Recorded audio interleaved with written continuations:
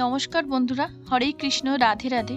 আশা করি তোমরা সবাই খুব ভালো আছো, আর আমিও রাধা মাধবের কৃপায় ভালো আছি। তবে আজকে আমি দেখাবো বাড়িতে কিভাবে খুব সহজ সরলভাবে দক্ষিণাবর্ত শঙ্খ প্রতিষ্ঠা করা যায়। তো যেখানে আমি দক্ষিণাবর্ত শঙ্খটি রাখবো সেই স্থানে আমি একটা লাল কাপড় বিছিয়ে নিয়েছি আর কিছুটা আতপ চাল ছড়িয়ে নিয়েছি। আর যে স্থানে আমি দক্ষিণাবর্ত শঙ্খের অভিষেক করাবো তার জন্য একটা জায়গা রেখেছি, আর তার মধ্যেও কিছুটা ফুল কুচানো ছড়িয়েছি। দক্ষিণাবর্ত শঙ্খকে আমরা সবাই লক্ষ্মীর স্বরূপ ধরে থাকি। সমুদ্র মন্থনের সময় লক্ষ্মীর সাথে আমাদের এই দক্ষিণাবর্ত শঙ্খেরও মা লক্ষ্মীর সাথে আমাদের এই দক্ষিণাবর্ত শঙ্খও সমুদ্র থেকে উঠে এসেছিল। আর আমরা মনে করি যে আমাদের যে কোনো শুভ কাজের আগেই আমাদের শঙ্খের খুবই প্রয়োজন হয়। তাই জন্য এই দক্ষিণাবর্ত শঙ্খ আর যে কোনো শঙ্খ, বাজানো শঙ্খই আমাদের শঙ্খের মধ্যেই আমাদের লক্ষ্মীর বাস, এবং লক্ষ্মী ঠাকুর এই শঙ্খকে নিজে প্রিয়, খুবই প্রিয়, ওনার কাছে এই শঙ্খ খুবই প্রিয়। তাই জন্য এই দক্ষিণাবর্ত শঙ্খই দিয়ে যে কোনো শুভ পুজোর সময়, বিশেষ করে বিষ্ণুর পুজো বা কৃষ্ণের পুজো বা গোপাল সোনাদের পুজো, সেই সময় আমরা অভিষেক করতে পারি। তাই আজকে আমি এই দক্ষিণাবর্ত শঙ্খটা কীভাবে ঘরোয়াভাবে সহজ সরলভাবে আমি প্রতিষ্ঠা করলাম সেটাই তোমাদের সাথে দেখাবো। দেখো, আমি নিয়ে নিয়েছি একটু হলুদ আর অষ্টগন্ধা চন্দন, একটু সিঁদুর গোলা আর 1 কাপ মতন আতপ চাল, যেগুলো আমার পুজোর সামগ্রী লাগবে। আর প্রয়োজন মতো ফুল নিয়েছি, আর সুগন্ধি জল আর পঞ্চামৃত তৈরি করে নিয়েছি। পঞ্চামৃত কিভাবে তৈরি করতে হয় আশা করি তোমাদের বলতে হবে না। দুধ, দই, ঘি, মধু, শর্করা দিয়ে পঞ্চামৃতটা আমি আগেই তৈরি করে রেখেছি। আর মা লক্ষ্মীর যেহেতু লাল রঙের ফুল খুবই প্রিয়, তাই আমি একটি গোলাপ ফুল রেখেছি। আর দরকার পড়বে একটি সুপারি আর একটি টাকা, যেটা রূপার কয়েনও হতে পারে আর একটা কাঁচা টাকাও হতে পারে, 1 টাকার কয়েনও হতে পারে। এবার মা লক্ষ্মীর খুবই প্রিয় পদ্ম ফুল, তোমরা যদি এই দিনে পদ্ম ফুল জোগাড় করতে পারো তাহলে খুবই ভালো হয়। আমি পদ্ম ফুলটা পাইনি, তাই লাল রঙের ফুল গোলাপ ফুলটা রেখেছি। আর মাকে 3 রকমের ফল দিয়ে পুজো করব, তাই 3 রকমের ফল রেখেছি, একটুখানি মিষ্টি রেখেছি। এই দক্ষিণাবর্ত শঙ্খটি আমি যেখান থেকে সব ঠাকুরের জিনিসপত্র কিনি সেখান থেকেই কিনেছি। এটার দাম নিয়েছে 850 টাকা। তোমরা চাইলে যে কোনো তীর্থস্থান বা কোনো ভালো শঙ্খের দোকান থেকেও এই দক্ষিণাবর্ত শঙ্খ কিনতে পারো। আমার অনেক দিনের শখ ছিল যে আমি দক্ষিণাবর্ত শঙ্খ দিয়ে আমার ভগবানের শ্রীকৃষ্ণের বা বিষ্ণুর আর গোপাল সোনাদের অভিষেক করাবো, তাই আমি কিনলাম আর কি। অনেক কষ্ট করে এতদিন পর এই দক্ষিণাবর্ত শঙ্খ আমি কিনলাম। আর পুজোর সমস্ত সামগ্রীর মধ্যে আমি গঙ্গা জল ছিটিয়ে নিচ্ছি শুদ্ধ করে নেওয়ার জন্য। গঙ্গা জল, চন্দন, একটু অগুরু দিয়ে দিলাম সুগন্ধির জন্য, আর একটু কর্পূর দিয়ে নিয়েছি। তোমরা দেখতে থাকো।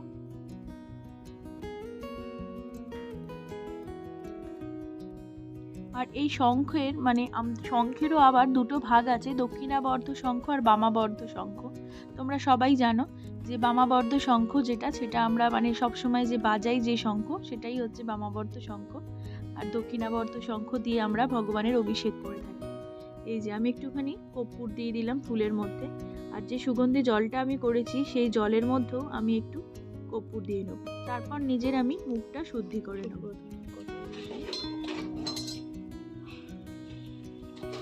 নমো বিষ্ণু, নমো বিষ্ণু, নমো বিষ্ণু। প্রথমে হাতে গঙ্গা জল নিয়ে আমি মুখ শুদ্ধি করে নিলাম, তারপর আবার হাতে জল নিয়ে আমি হাতটা ধুয়ে নেব। তারপর হাত জড়ো করে বলবো, হাত জোর করে বলবো, অপবিত্র পবিত্রবান সর্বাবস্থা গত পিবা যৎস্বরে পুণ্ডরীকাক্ষং অভ্যন্তরণ সূচি নমো সূচি, নমো সূচি, নমো সূচি। এই যে দেখো দক্ষিণাবর্ত শঙ্খ, যার ডান দিকটা খোলা।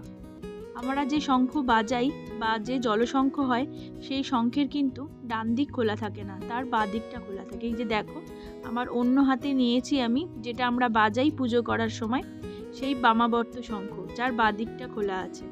তোমরা দেখলেই বুঝতে পারবে। বামাবর্ত শঙ্খের দেখো মুখটা ফাঁকা আছে, যেখানে বায়ু দিয়ে আমরা বাজাই। আর দক্ষিণাবর্ত শঙ্খের কিন্তু মাঝখানে কোনো ফাঁকা নেই। এই দক্ষিণাবর্ত শঙ্খকে আমরা জলশঙ্খ হিসাবে ব্যবহার করতে পারি। মানে দক্ষিণা জলশঙ্খ দিয়ে, যেমন আমরা যাদের কাছে দক্ষিণাবর্ত শঙ্খ নেই তারা জলশঙ্খ দিয়েই আমরা গোপাল সোনার অভিষেক করাই বা ভগবান শ্রীকৃষ্ণের বা বিষ্ণুর অভিষেক করাই, তেমনি দক্ষিণাবর্ত শঙ্খ দিয়েও আমরা অভিষেক করাতে পারি। দক্ষিণাবর্ত শঙ্খ দিয়ে ভগবানের অভিষেক করানো খুবই ভালো, পঞ্চামৃত দিয়ে বিশেষ করে যখন আমরা অভিষেক করাই। এই দক্ষিণাবর্ত শঙ্খের দেখো ডান দিকটা খোলা। এবার আমি পাত্রটার মধ্যে দক্ষিণাবর্ত শঙ্খটা নিয়ে নিয়েছি, যেখানে আমি দক্ষিণাবর্ত শঙ্খের অভিষেক করাবো।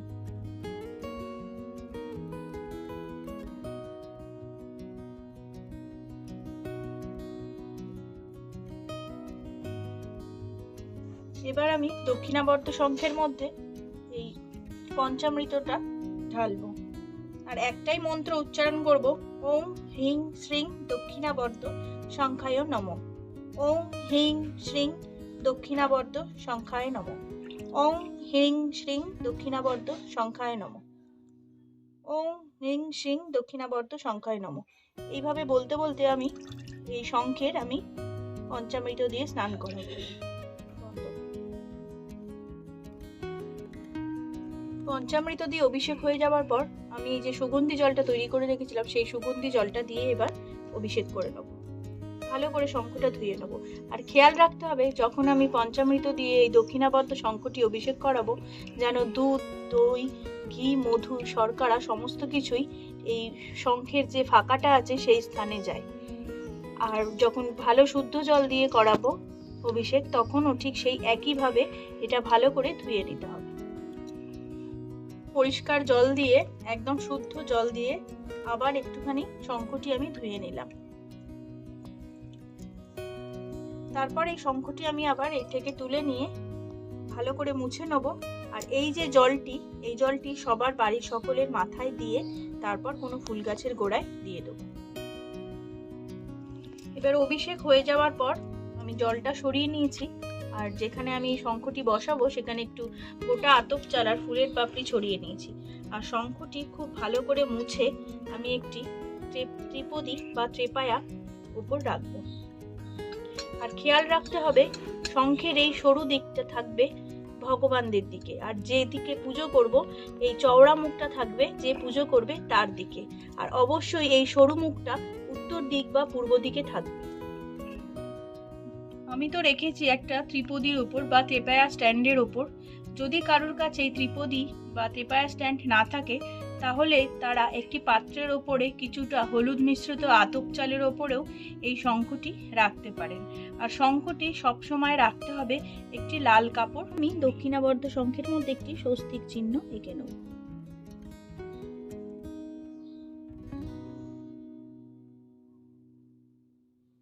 বন্ধ করতে সিঁদুরের ফোঁটা দিয়ে দেওয়ার পর আমি এর উপর দিয়ে একটু আতপ চাল দিয়ে দিলাম।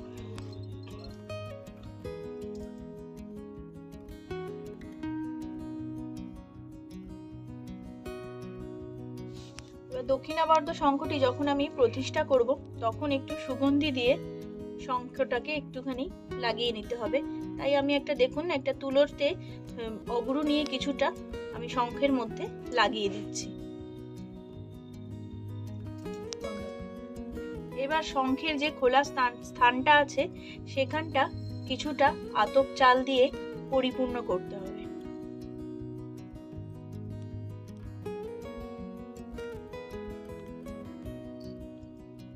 পরিপূর্ণ করার পর একটি সুপারি এর মধ্যে দিয়ে দিতে হবে, আর একটি রূপার কয়েন। রূপার কয়েন যাদের কাছে না থাকবে তারা 1 টাকার কয়েনও দিতে পারেন। এবার আমি শঙ্খের মধ্যে ফুল নিবেদন করব। আমার কাছে, আমি যেহেতু পদ্ম ফুল পাইনি, পদ্ম ফুল পেলে খুবই ভালো হয় যদি পদ্ম ফুল নিবেদন করা যায়, তাই আমি একটি গোলাপ ফুল শঙ্খের মধ্যে নিবেদন করব। আর বলবো, ওং শ্রী লক্ষ্মী সহোদরায় নমঃ।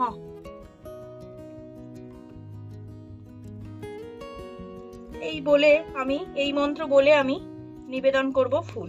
ওং শ্রী লক্ষ্মী সহোদরায় নমঃ।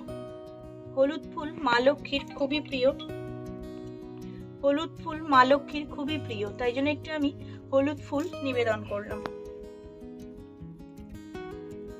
সাদা ফুলও আমি মা লক্ষ্মীকে নিবেদন করলাম। কেউ যদি গোলাপ ফুল না পেয়ে থাকেন তাহলে গোলাপ ফুলের বদলে আপনারা লাল রঙের যে কোনো ফুল নিবেদন করতে পারেন, যেহেতু লাল রঙের ফুল মা লক্ষ্মীর খুব প্রিয়, লাল আর হলুদ রঙের ফুল। আর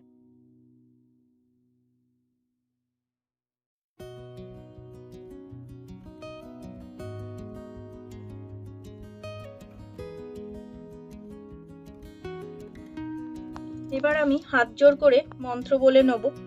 ওং হ্রিং শ্রিং ক্লিং ব্লুং শ্রী দক্ষিণাবর্ত সংখ্যায় ভগবতে বিশ্বরূপায় সর্বযোগেশ্বরায় তৈলক্যনাথায় সর্বকামপ্রদায় সর্বঋদ্ধি সমৃদ্ধি বঞ্চিতার্থ সিদ্ধিদাতায় নমঃ। আবার বলে নেব এইভাবে 3 বার আমি বলে নেব।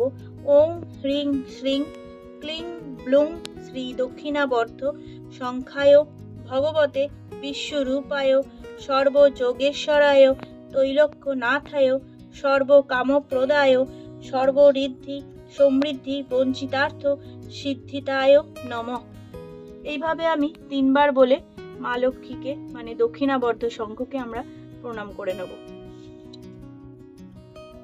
এবার আমি আমার শঙ্খকে আমি ভোগ নিবেদন করব, তাই জন্য কিছুটা মাটিতে ফুল ছড়িয়ে নিলাম।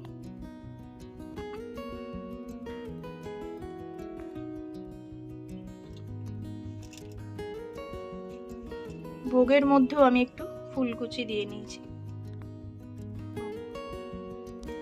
এবার আমি আরতি করে নেব ধূপ, দীপ আর তিল তেলের প্রদীপ, ঘিয়ের প্রদীপ, পঞ্চপ্রদীপ আর কর্পূর দিয়ে। আর কখনোই দক্ষিণাবর্ত শঙ্খ যখন আমরা আরতি করব ঘন্টা বাজাবো না, কারণ দক্ষিণাবর্ত শঙ্খকে আমরা লক্ষ্মীর স্বরূপ বলে থাকি। তাই লক্ষ্মী মায়ের যখন পুজো হয় তখন ঘন্টা বাজানো হয় না। তাই দেখুন আপনারা আরতি দর্শন করুন।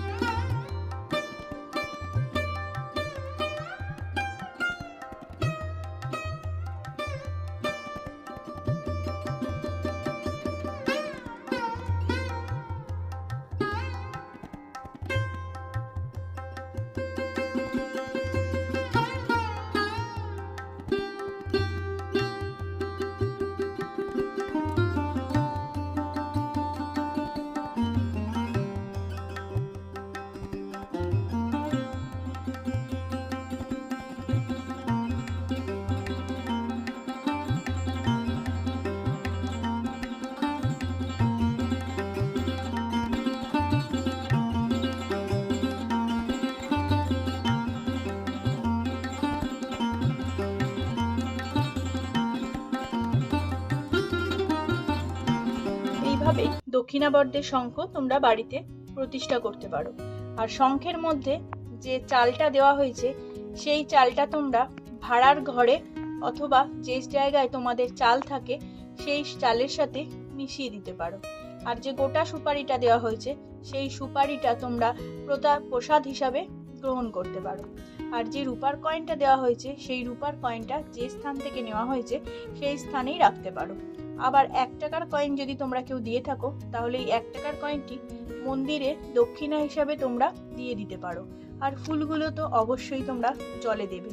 আর দক্ষিণাবর্ত শঙ্খ রাখার একটি নিয়ম আছে, যেটি হলো দক্ষিণাবর্ত শঙ্খ আর জলশঙ্খ কখনই এক নয়।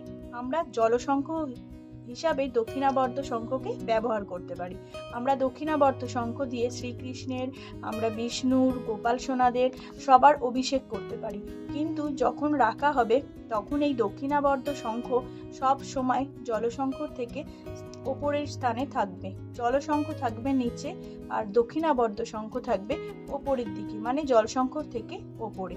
আর খেয়াল রাখতে হবে যেন সরু মুখটা থাকে ভগবানের দিকে উত্তর পূর্ব দিক করে, আর উত্তর দিক অথবা পূর্ব দিক করে। আর যে চওড়া মুখটা থাকবে সেটা থাকবে যে পুজো করবে তার দিকে। আর এই দক্ষিণাবর্ত শঙ্খ কেউ ঠাকুরের জায়গাতেও রাখতে পারেন। আবার আপনারা যে স্থানে আপনাদের আলমারিতে যেখানে লকারে টাকা পয়সা থাকে সেই জায়গাতেও অনেকে লাল কাপড় মুড়িয়ে সেই জায়গাতেও এই দক্ষিণাবর্ত শঙ্খ রেখে দেয়।